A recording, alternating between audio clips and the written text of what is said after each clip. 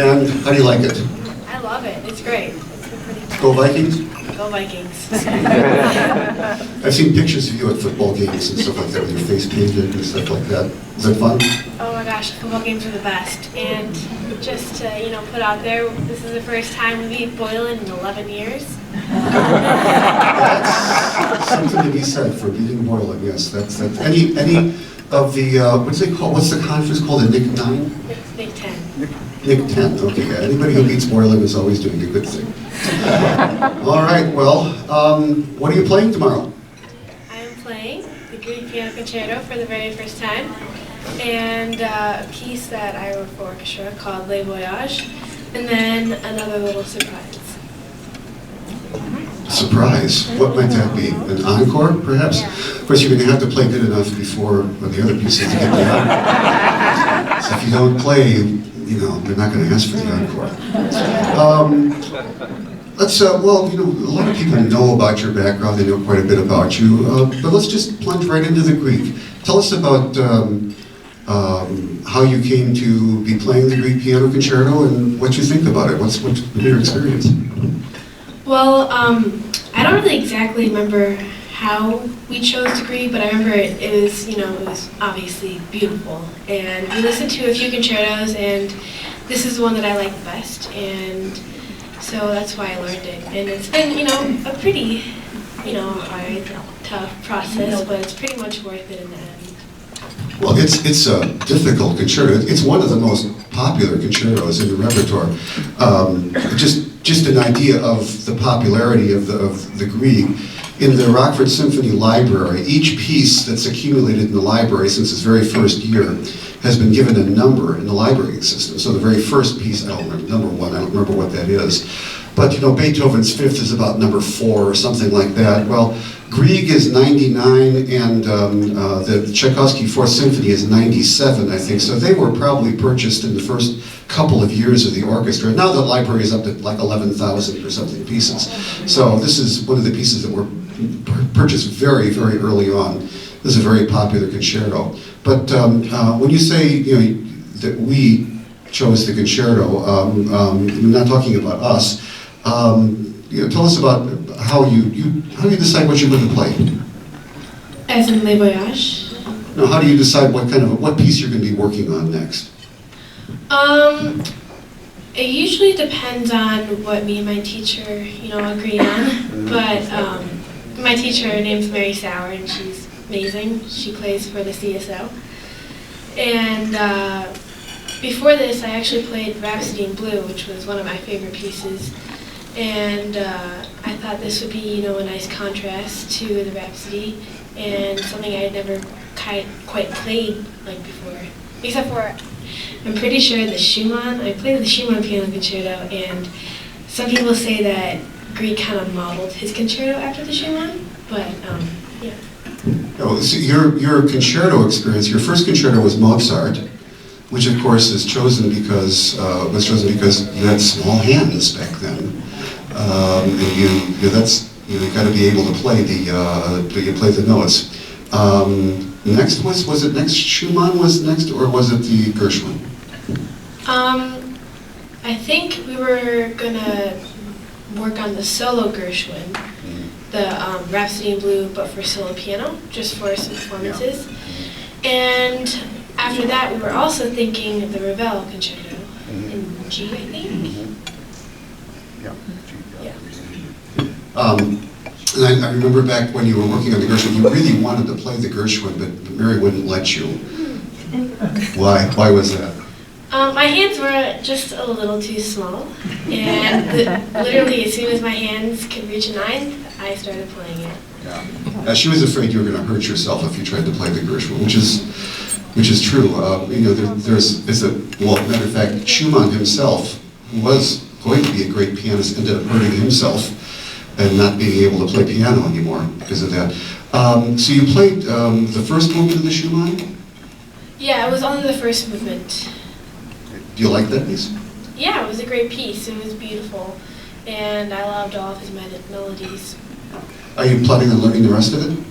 Probably at some point I will, because I think it's a great concerto, and I would love to finish it. Yeah. Yeah, it's, people talk about the Grieg being modeled on the Schumann. Matter of fact, if you buy a recording of the Grieg piano concerto, you're probably always going to be buying a recording of the Schumann, because they're always released in the same disc. The same pianist, but two different concertos. Both in the same key. They both have, they sort of open the same way.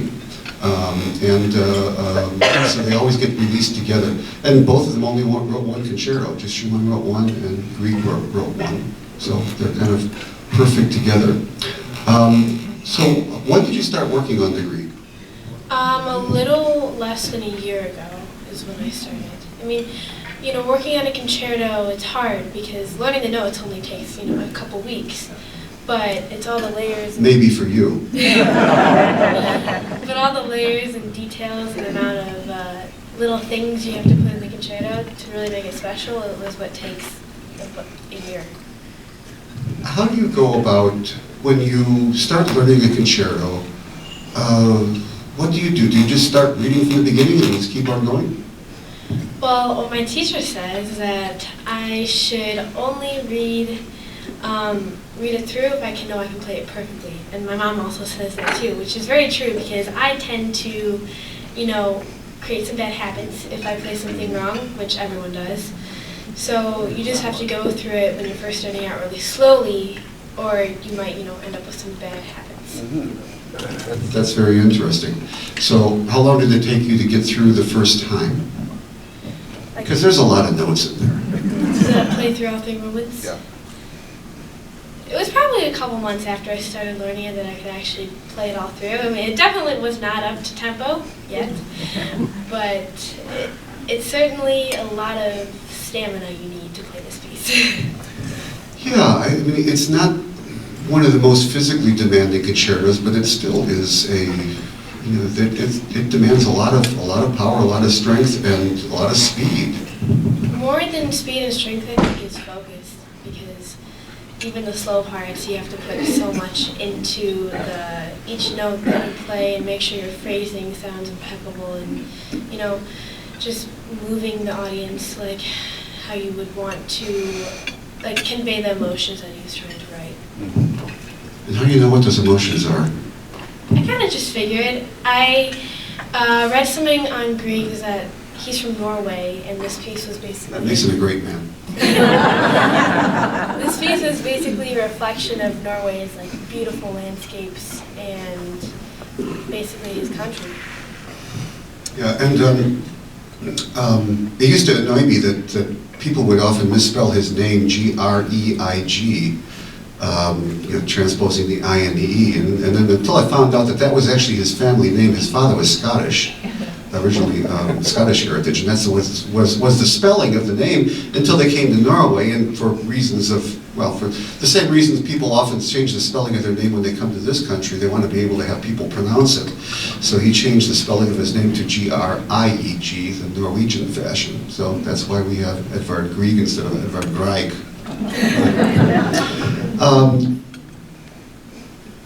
What do you, okay, after this is over, what's your next big project?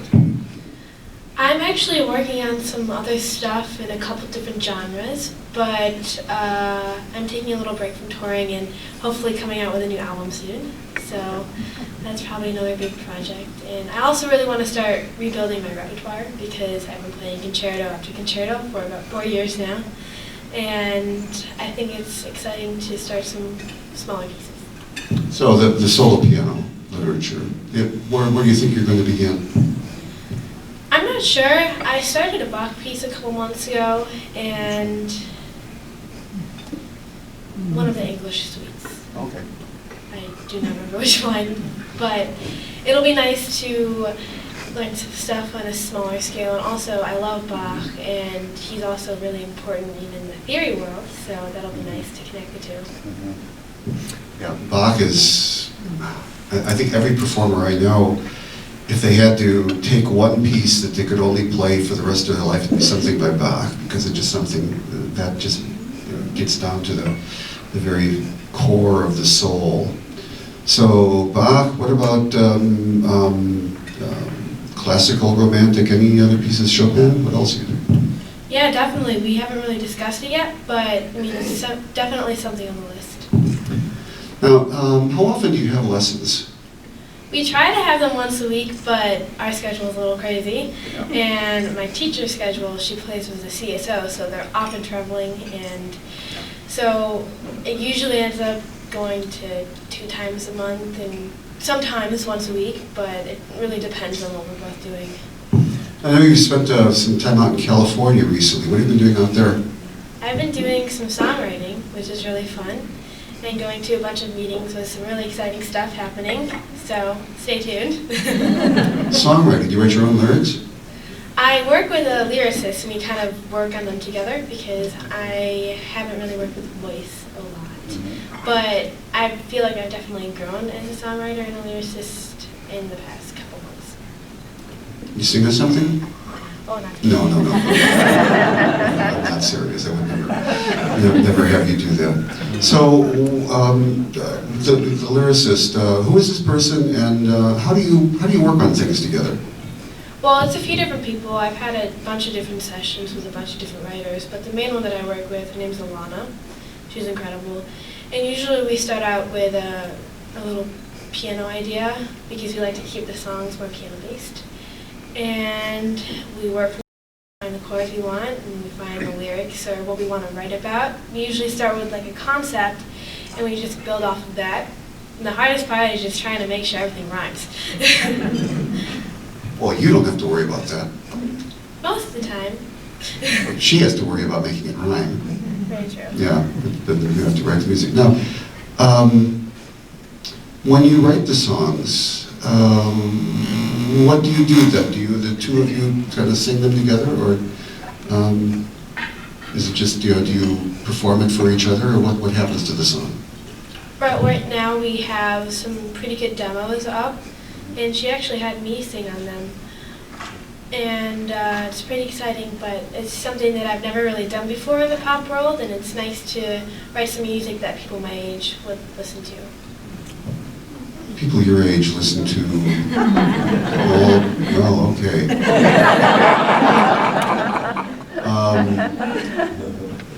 Don't know where to go with that one.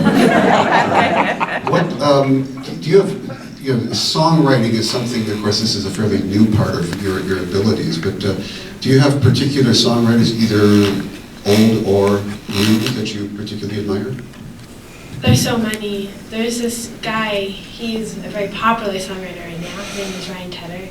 But there's a bunch like, what's his name? Marlon Hamlish. I mean, I've always thought he was incredible because, he also dabbles in a bunch of different genres, and obviously Quincy, he's incredible. Mm-hmm. And he also was in like 6 different genres. And he actually wrote film music for 32 films, which no one knows about, which is insane. Oh, I know about it. He's a great, one of the great film composers. He really is. But also somebody who's a great jazz musician and composer and just everything else. Just a performer, quite something. Probably not everybody knows about your relationship with Quincy Jones. Tell us the story. Well, I met Quincy through a friend when I was 7, and I first met him at his home, and he's honestly the most down-to-earth, incredible person, and he of all people should not be down-to-earth because his career has been one of the most legendary of the entire world.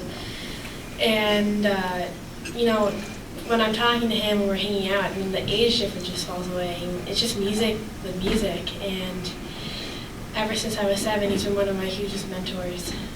And he's 80-something now. I don't remember how old he is. Do you know the exact year? I think he just turned 83, but he's traveling the world, he's doing so much, and he's doing great, he really is.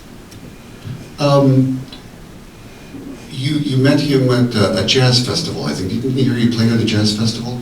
No, he brought me to a bunch of jazz festivals, but I just met him through a friend who heard me play. Okay. And what do you talk about when you talk about music? Different stuff. I can show him one of my new scores, and he just goes over and he gives me critiques, or just everyday stuff, or it can be anything. Yeah. Oh yeah, he studied with this lady who is one of the most remarkable orchestration and theory teachers, but she was in Paris, and her name was Nadia Boulanger, and he always tells me everything that she taught him. Yeah, Nadia Boulanger taught generations of composers. Aaron Copland was one of her students, it goes on. I know, I have several friends who studied with her. She was legendary teacher of music theory and orchestration. Had a very long life and a very long teaching career. Did he tell you any Boulanger stories?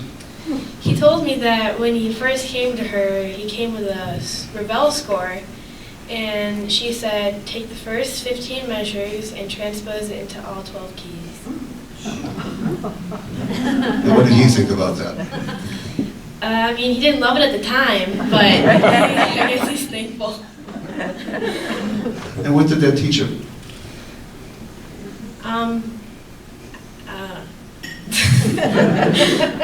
I mean, I probably just taught him of, I don't know.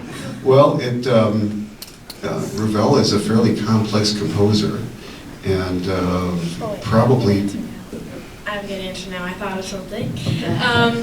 I feel like it would probably teach him an understanding of the way Ravel orchestrates, because if you spend that much time with his orchestration, you probably learn the ins and outs of everything that he did. Yeah. Well, one of the things I can tell you that you'd find out if you started transposing it to all different keys is that all of a sudden some instruments don't work anymore, or you can't, it's too high, or it's too low, or it sounds terrible there in that particular key, and you just can't do that. So you find out, I mean, people can tell you all that, you can't write for this instrument out of this register, and this is, but once you see it, once you put it down on paper yourself, you realize, oh, that's a problem, isn't it? That she was really something. You're talking about a new album. Tell us about the new album. Well, I'm also working on some more orchestral stuff, which should be fun. But this new album should be a little more pop-based. But it's really exciting, and I don't know really much about it, but we have a bunch of songs that we've done already and a bunch of songs that are coming. And I mean, it's just really fun. Now, when you say songs, are you talking about songs literally that are sung, or are these pieces for a jazz trio, or what format is this? Well, I have written some new jazz tunes, but these are going to be sung. And who's going to sing? It might be me, or I might send them to someone else, but I think it might be me.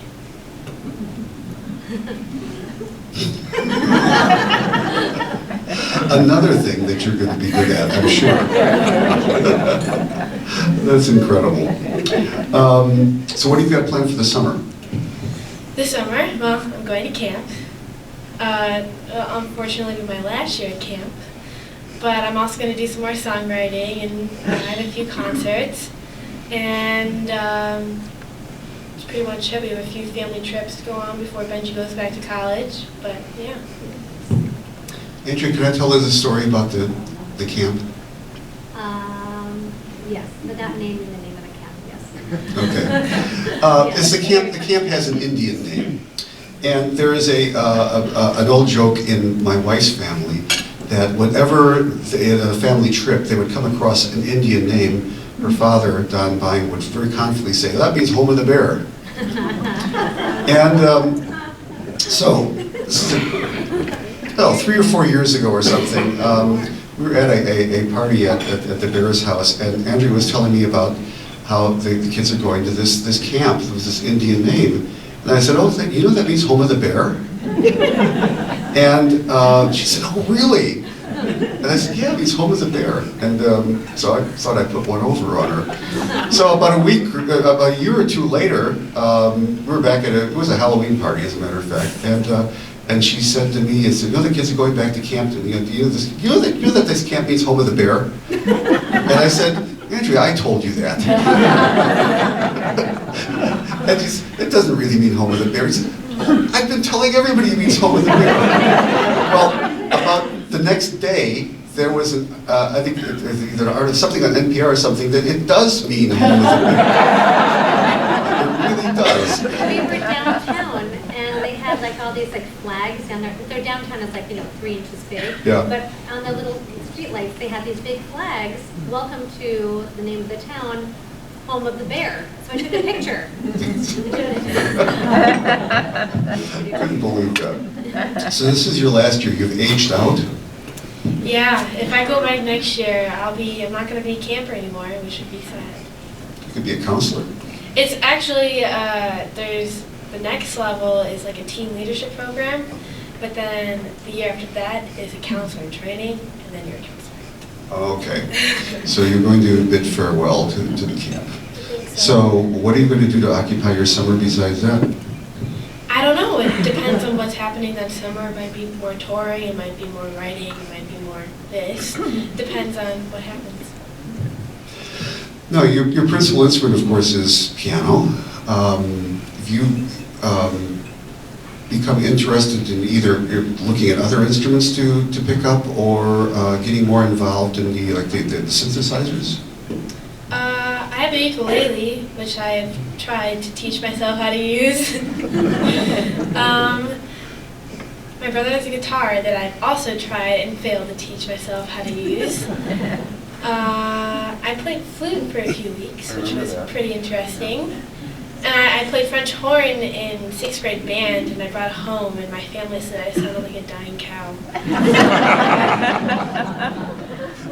So the musical talent is not transferable across the board. She's being very modest. She is very good at these instruments. And then I played, well, that's it. But, I mean, I definitely want to just learn a couple, well, not even learn, just kind of experiment on some other instruments, just to learn, for orchestrating purposes, just how they feel, what they do, and, what they sound good on. Yeah, and if you can't do that, just make friends with people who play the instruments and just listen to them play and talk to them about it and have them demonstrate stuff. That's how you can learn about. They can show you what's easy and show you what's difficult, and show you how to make something difficult sound easy and easy sound difficult, and all that stuff. Film composing. I know you're very interested in that. What's new in that regard? There's a couple of exciting things coming up there, but right now, just working on the skills. And what are those skills that are involved in film composing? I mean, film scoring is pretty tricky because, writing the music is one thing, but knowing all the technical stuff is another thing. The hardest part for me, because you have to write in these programs, and they're really complicated, and they're hard to make sound perfect, and with all the plugins and the audio inputs and the outputs, and just learning your way around everything is pretty tricky, but I'm getting there. Tell about the programs you're talking about. Which are these computer programs? Yeah, there's a couple that people use called Pro Tools or Ableton, or I use one called Logic Pro. And if you need to put something in a score, we use something called either Finale or Sibelius, which is a music software notating That's a program. notation program, right? Yeah, and those are incredibly helpful. And on top of these programs, there's a bunch of other programs which are called samples. And it's kind of complicated, but these samples you can download, and they have different sounds. So like one sample could be a violin sound. And so when I play a note on the piano, a violin comes out. Or one sample could be a synthesizer, and there's a million different options there. But it's definitely a whole different world, and it's something that you just have to know. Now, are you interested in maybe the answer is both, but in writing for film scores, for writing like a synthesized score, or writing for orchestra? It also depends on the director and what he wants, because you can either go either way, or you can mix the two. Like, I was at a recording session in LA for an X-Men movie, and the orchestra was only actually playing just a couple of the parts. Most of it was synthesized. Oh my God, I can't even talk. Yes, that's a tough word to say. Synthesized. Yeah. Anyway. I have trouble with that. So like if there was a huge orchestra in the background, the only thing that the live orchestra played was like a high string note. It was insane. Yeah. There's a lot of scores that are made that way. Titanic was a piece that used a lot of combination of synthesized score and some live orchestra. I don't know in what proportions, because sometimes it's really hard to tell if the synthesizers can sound just like real instruments, and there are actually some scores I can't tell whether it's a live orchestra or not. If you're really good at manipulating these instruments and these programs, then, I mean, you can make anything sound real. Yeah. So, you said, well, tell us about this X-Men recording session. How did this come about that you got to watch this? My lawyer actually, he invited me to go, and it was pretty awesome. 14 years old, her lawyer. And we got there. And this is not the defendant, by the way. We got there, and it was in like one of those huge buildings in the Universal Studios lot or something like that. And it was a huge studio, and the studio was amazing. And I mean, there's so many little parts that go into filming one scene. It's incredible. So describe what you saw there. There were like millions of people running around, and there was actually one part where the composer had to rewrite just an entire section just because the director did not like it after everything was done. He had to just rewrite it all. And how much time did he have for that? Probably a couple hours. So, When did they show the movie with the conductor? yeah. So they have like a huge screen in the little booth that we sit in, and also where the orchestra can see it. And there's a conductor and there's an engineer. Well, there's probably about 8 engineers, and they had really good food too.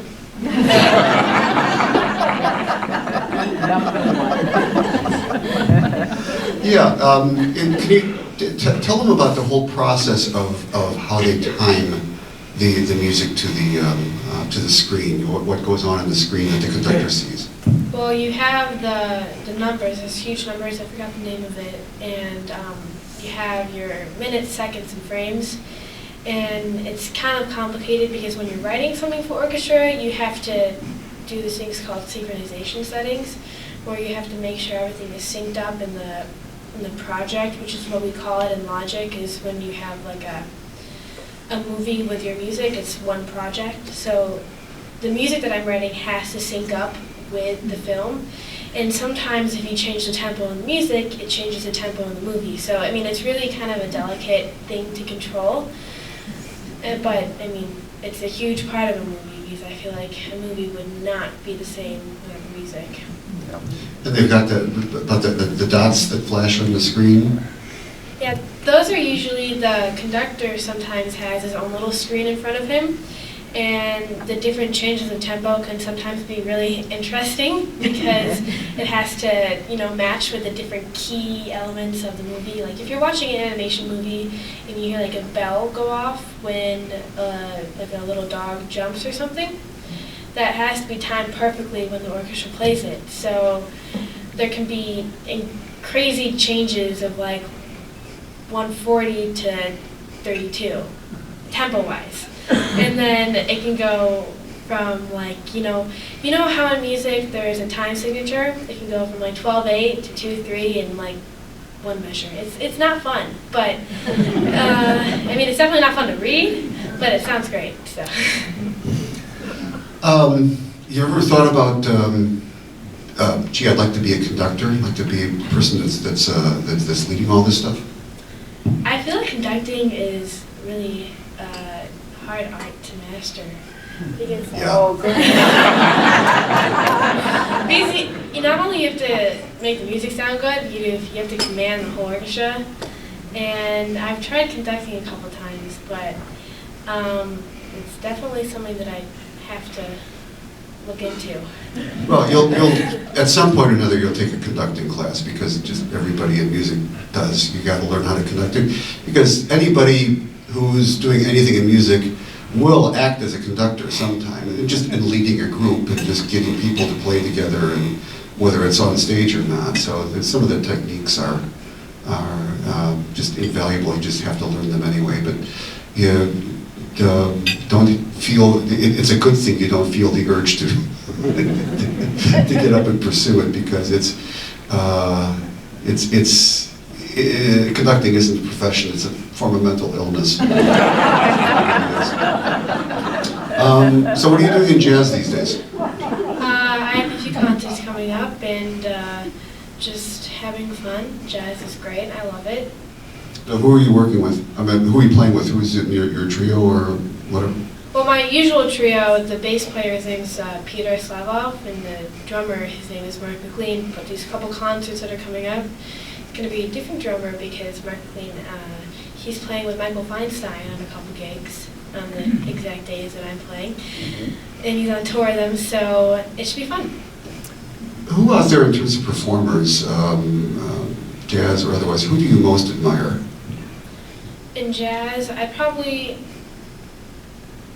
it's hard because there's so many of them. I really love this pianist, his name is Horace Silver, and probably don't know him, but he wrote a bunch of famous jazz songs you would recognize.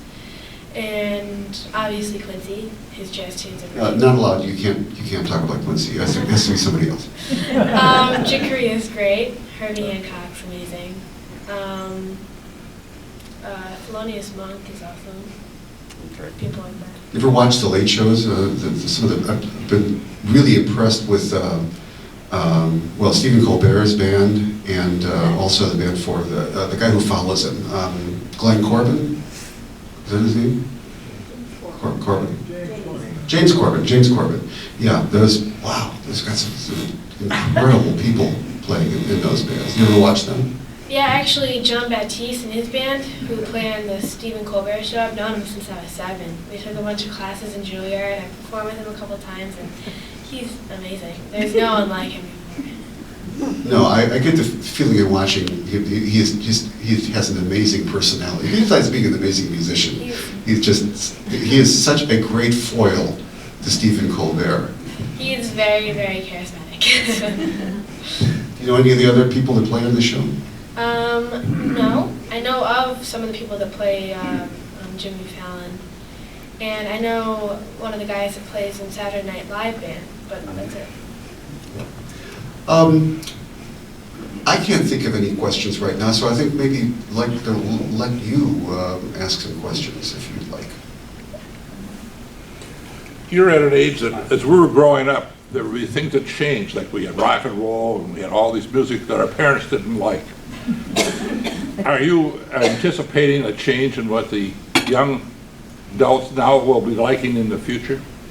Well, right now, music's kind of everywhere that people my age enjoy. There's rap and pop and country, but I feel like there was a time, like in the early 2000s, where it was really electronic, and I feel like it's just coming back a little bit from that because some of the really popular pop tunes have been more acoustic, which is interesting. Okay, anybody? Yeah. Comment on Purple Rain? Prince. I haven't really listened to a lot of